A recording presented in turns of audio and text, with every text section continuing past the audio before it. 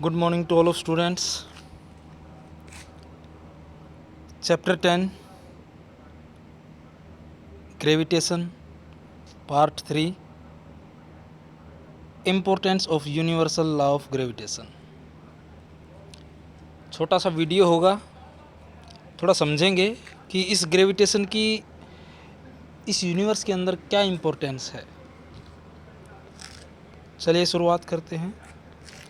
उससे पहले जो कल हमने यूनिवर्सल लॉ ऑफ ग्रेविटेशन के लिए जो फॉर्मूला ड्राइव किया था, that is F is equal to G M into M divide by D square. इस फॉर्मूले का यूज़ करना है आपको, और जो इस न्यूमेरिकल में गिवन है वो चीज़ फाइंड आउट कर लेनी है। मैं लिख देता हूँ यहाँ पे क्या क्या अवेलेबल है हमारे पास में। The mass of the earth is this 6 × 10⁻24 kilogram. इसको आप कैपिटल एम ले लीजिए, क्योंकि मून का जो मास है वो अर्थ से कम रहता है। क्लियर? तो यहाँ पे 6 × 10⁻24 किलोग्राम। यूनिट्स आप चेक कर सकते हैं, किलोग्राम में है, कोई कन्वर्जन की ज़रूरत नहीं है। उसके बाद में गिवन है the moon mass of moon, that is, इसको आप स्मॉल एम ले सकते हैं, 7.4 × 10⁻22 किलोग्राम।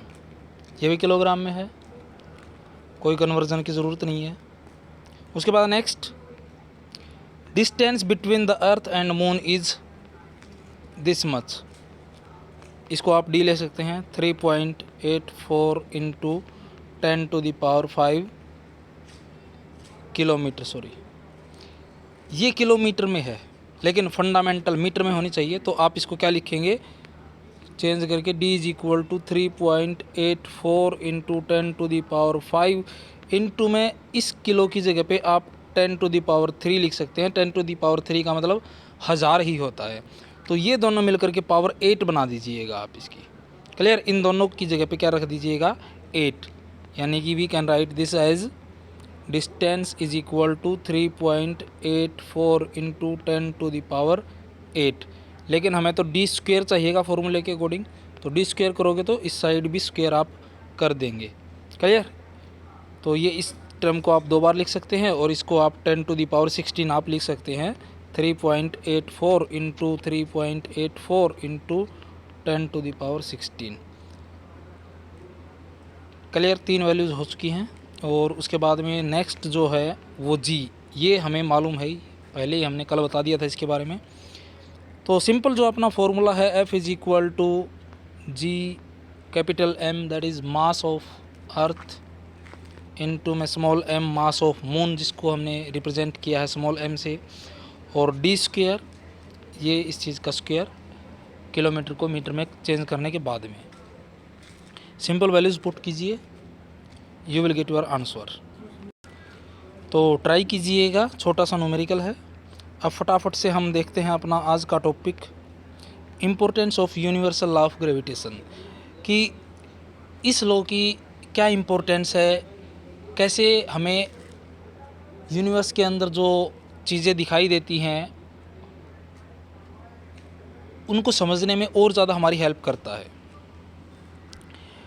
तो देखिए, this law of universal law of gravitation successfully explain several phenomena which are believe to be unconnected.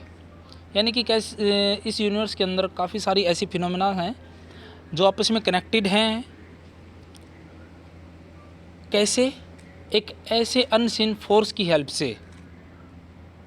Clear? Physically connected नहीं है, इसलिए यहाँ पे लिखा हुआ अनकनेक्टेड। फिजिकली वो कनेक्टेड नहीं है।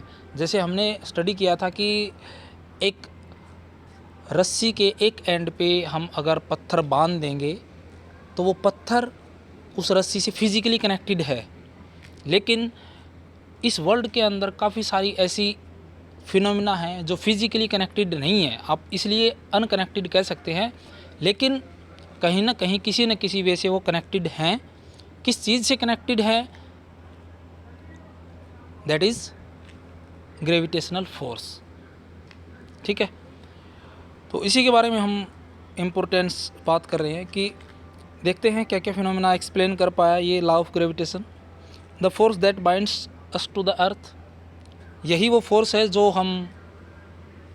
जो हमें अर्थ के साथ बांधे हुआ है।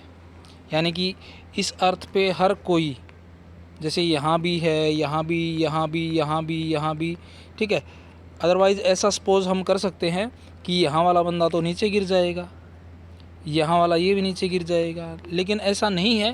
क्यों? क्योंकि सब के सब इस अर्थ पे जो है ग्रेविटेशनल फोर्स, अर्थ की ग्रेविटी की वजह से सरफेस के साथ बंधे हुए हैं, ठीक है।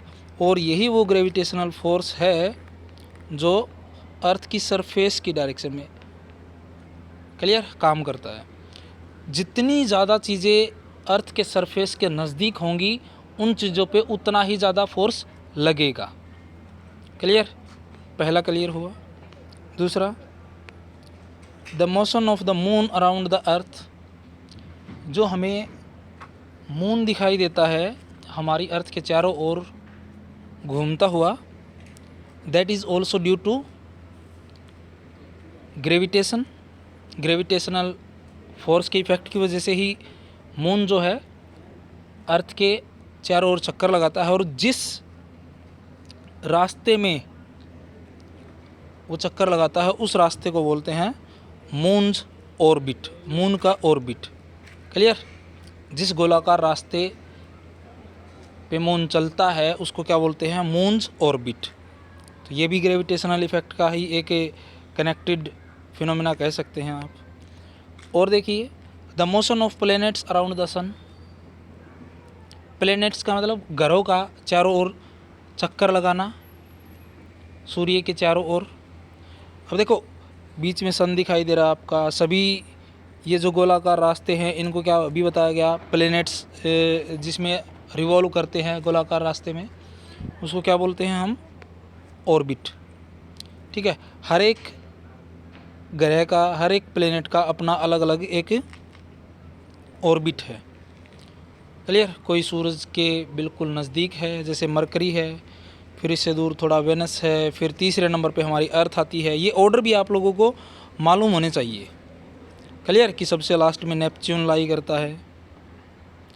ठीक है, ये जो हमारे 8 प्लेनेट्स हैं, 8 प्लेनेट्स हैं, ये बेसिकली सेम प्लेन के अंदर जो ऑर्बिट लाई करते हैं उन्हीं में रोटेट करते हैं। लेकिन कुछ ऐसे कोमेट हैं जो किसी दूसरे ऑर्बिट के अंदर चक्कर लगाते हैं, वो भी आपको फिगर में दिखाई दे रहा है। क्लियर? अच्छा, अब एक और देखते हैं, लास्ट फोर्थ, कि ग्रेविटेशन की वजह से ही हमें क्या दिखाई देते हैं? टाइड्स, ज्वार भाटे, जैसे समुद्र के अंदर लहरें जो आपको दिखाई देती हैं। क्लियर? कई बार बहुत ज़्यादा तेज़ी से लहरें उठती हैं, तूफ़ान वगैरह भी आ जाते हैं। तो वो भी क्या है कि जब सूर्य, चंद्रमा, पृथ्वी, एक तरह से ये कहें, जब एक सीध में आते हैं तो उस टाइम पे क्या है कि जो सूरज और चांद के दोनों की वजह से ग्रेविटेशनल पुल, ग्रेविटेशनल फोर्स है, उसकी ताकत बढ़ जाती है।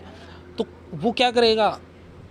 चीज़ों को अपनी ओर खींचने की कोशिश करेगा। अब पानी जो है वो लिक्विड है, वो इजीली फ्लो कर सकता है। उस पर थोड़ा सा फोर्स अगर किसी डायरेक्शन से लगेगा, क्लियर, तो उस डायरेक्शन में फ्लो करना शुरू कर देगा। तो यही रीज़न है कि हाई टाइड्स, बहुत ऊंची ऊंची लहरें हमें दिखाई देती हैं समुद्र के अंदर।